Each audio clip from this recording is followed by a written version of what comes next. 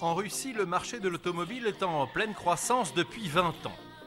Les conducteurs ne sont pas toujours expérimentés. Parfois, ça se voit un peu. 5 millions de voitures circulent quotidiennement à Moscou. Pour les automobilistes, c'est un stress permanent.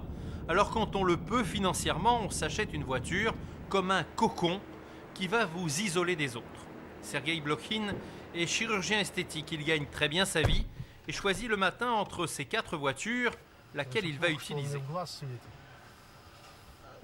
Aujourd'hui, c'est donc la Rolls. Mais qu'est-ce que tu fous là dans ma rue?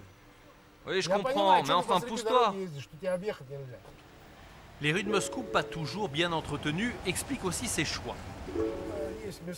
Il y a des endroits à Moscou, c'est très mal entretenu. Tu es sûr d'abîmer ta Ferrari. Il fait partie de ces Russes pour qui la voiture est un signe de réussite sociale. Bien, une voiture, c'est une voiture, c'est vrai, mais ça doit aussi t'apporter du plaisir. Un peu comme une femme.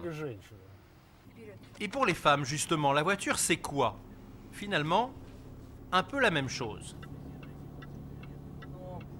Pour une fille, avoir une belle voiture, c'est simplement plus harmonieux. Un plaisir, mais aussi un signe de reconnaissance. À belle voiture, conducteur responsable, l'enfer, c'est forcément les autres, les moins riches. Les personnes qui conduisent une Mazda sont généralement imprévisibles. Je m'en méfie.